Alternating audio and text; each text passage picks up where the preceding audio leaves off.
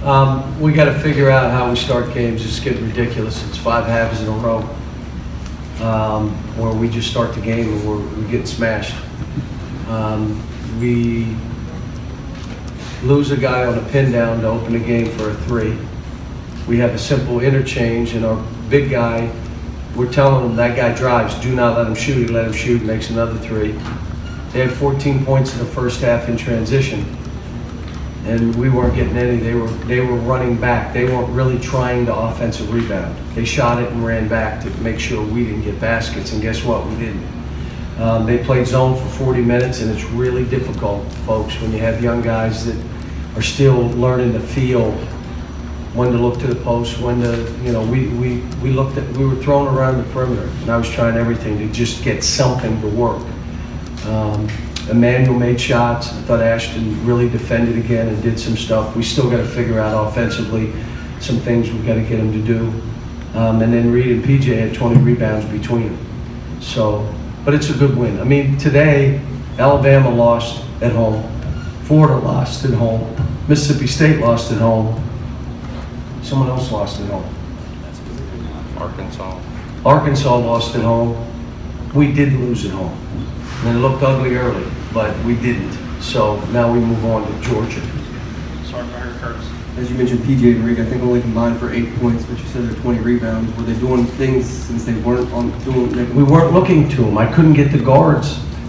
Look, when you're playing against the zone and the ball moves, the first look you have is to the post, and if he's open, you throw it.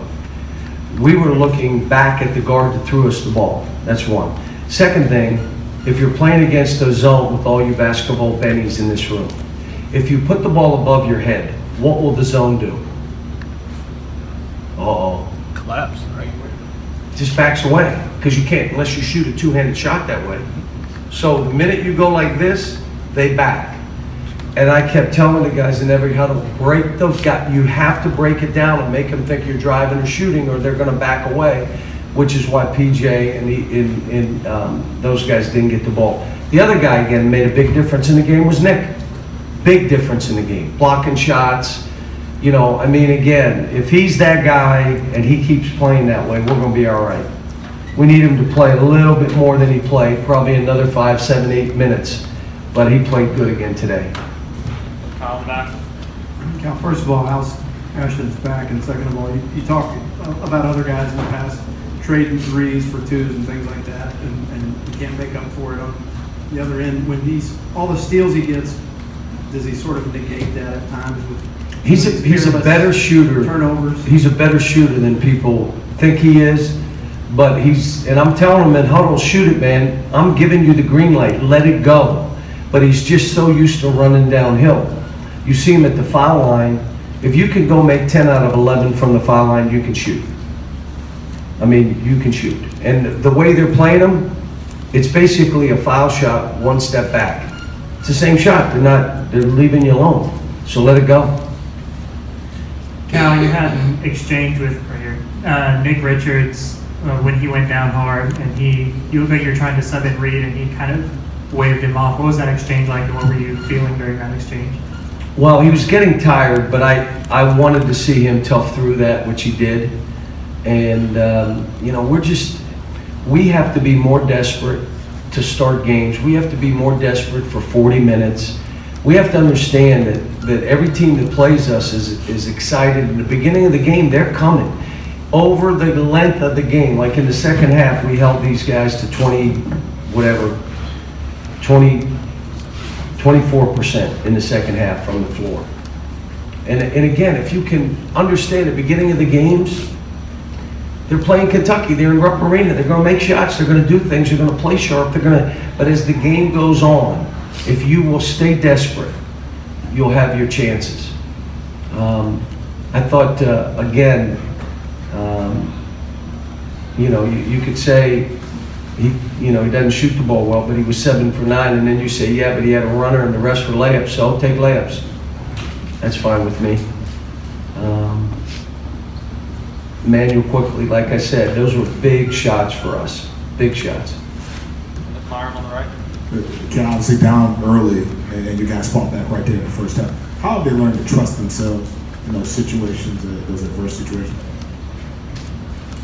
Well, you know, I want them, just like the Alabama game, to understand we were down 9 and I kept saying, play to win. Forget it. Let's put it back on them. Get this thing close and let's go. In this game, you know, we didn't want to give them easy baskets, so we weren't trying to deny balls. And I was saying it in every huddle. If they all are playing and doing what we're trying to ask them to do together, they can trust. We still break off. The last charge by Kelvin was not what we were doing. He was supposed to curl, and that ball was going to PJ. Part of it is because PJ and Reed didn't get a whole lot of shots. So let's get them some shots. Well, he chose to grab it, drive baseline, and run the guy over. I was open. That's not what we were doing. That's where we still have some of that right now. Leaving timeouts, don't put the ball above your head. You're choosing to do what you want to do instead of what this team needs you to do. We're still fighting some of that. But again, I mean, we got good kids. It's not like they're doing it on purpose. They just have habits. And when it gets a little hairy, those habits pop out. Back to Kyle. Cal, what exactly happened to Ashton there with his back? And Fell on a kid's foot. You know how he is? Yeah, I think he's fine. He went back in the game. He's a tough kid. I gave him a minute. I said, you got 1 minute and you're going back. He said, all right.